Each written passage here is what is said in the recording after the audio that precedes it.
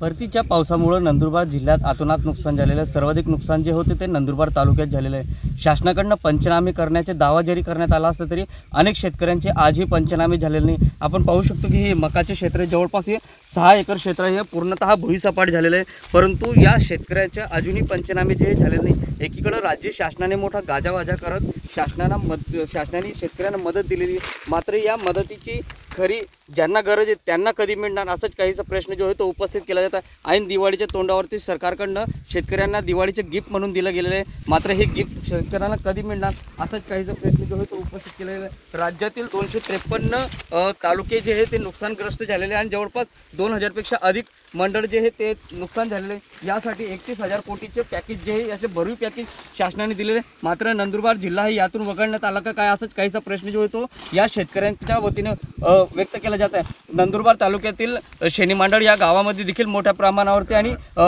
रनाळा या गावात देखील मोठ्या प्रमाणावरती नुकसान जे आहे ते झालेलं आहे आणि या नुकसानाची भरपाई कशी मिळणार असा काहीसा प्रश्न जो आहे तो शेतकऱ्यांसमोर उपस्थित झालेला आहे। आपल्यासोबत काही शेतकरी यांच्याकडून जाणून घेऊया की यांची परिस्थिती काय आहे, किती नुकसान झालेले आहे, पंचनामे झालेत की नाही झालेले आहेत। दादा काय सांगणार की काय परिस्थिती होती आपल्यावाली, किती नुकसान झालेलं आहे आणि पंचनामे झालेले आहेत का?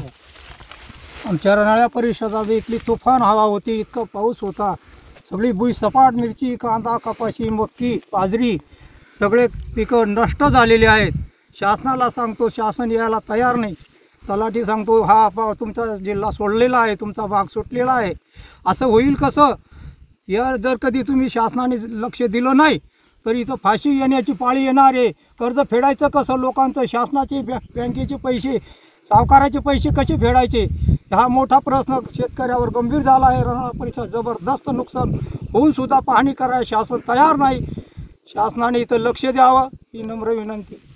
निश्चितच नुकसान होऊन देखील पंचनामे जे आहे ते झालेलं नाही आहे, त्यामुळं शेतकऱ्यांनी घेतलेलं कर्ज फेडायचे तरी कसं असा प्रश्न उपस्थित केला जातो आहे। दुसरे शेतकरी आपल्याकडे यांच्याकडनं जाणून घ्या। दादा काय सांगणार, दिवाळी तोंडावरती राज्य सरकारने मोठं पॅकेज दिलेलं आहे, मात्र आपलं पंचनामे झालेलं नाही, काय सांगणार? पंचनामे झाले नसल्यामुळे तर आम्हाला भरपाई भेटणारच नाही एवढं आम्ही, आणि त्यामध्ये आमचं रनाळा गाव वगळून दिले। अगोदर रनाळा वगळलं, त्यानंतर नंदुरबार जिल्हाही वगळून दिला।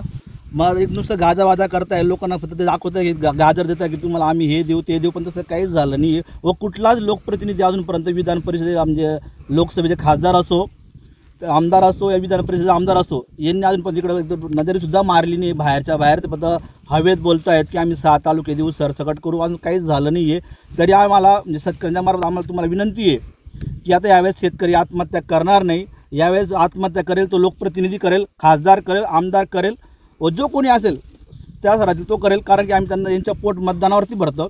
आम्ही यांना मतदानच करणार नाही व यांना गावातच गावात प्रवेश करू देणार नाही। आणि आता यापुढे शेतकरी हा खंबीरपणे उभं राहील, कारण की आम्हाला आता राजकीय लोकांना भरोसा नसून फक्त एक लोकशाही याच्यावर जो स्तंभ आहे पत्रकारिता, याच्यावरती आता आमचा विश्वास आहे। व आम्हाला तुम्हाला विनंती आहे की तुम्ही आमची बातमी राहण्याच्या आमच्या परिसरातील लोकांची भावनावरती कळवावं व आमची दिवाळी गोड करावी, अन्यथा आम्हाला शासनासाठी लोकप्रतिनिधी म्हणून आमची दिवाळी काळी होणार आहे। नाही, पण आपलं जे नुकसान झालेलं आहे त्यासाठी आपण कृषी विभाग असेल किंवा महसूल विभागाच्या अधिकारी कर्मचाऱ्यांच्याशी संपर्क केला होता का? हो केला होता। ते म्हणतात तुम्ही आम्ही सरसकट पंचनामे करतोय, सरसकट तुम्हाला मदत भेटणार आहे।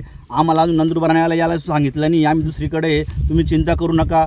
तहसीलदार म्हणजे तलाठी म्हणता मी बाहेर आहे, कृषी अधिकारी म्हणतो होऊन जाईल, करून घेऊ, असे उडवायचे। पंचनामा करायचं स्पॉट काढायला बी ते येत नाही।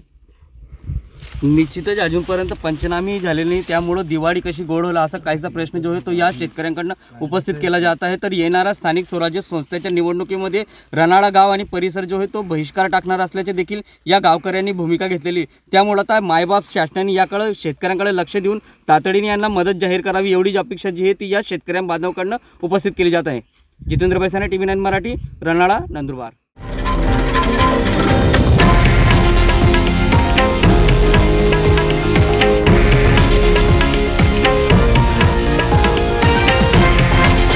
हे आहे देशातील नंबर 1 न्यूज नेटवर्क आणि आपण पाहत आहात TV9 मराठी, एकमेव।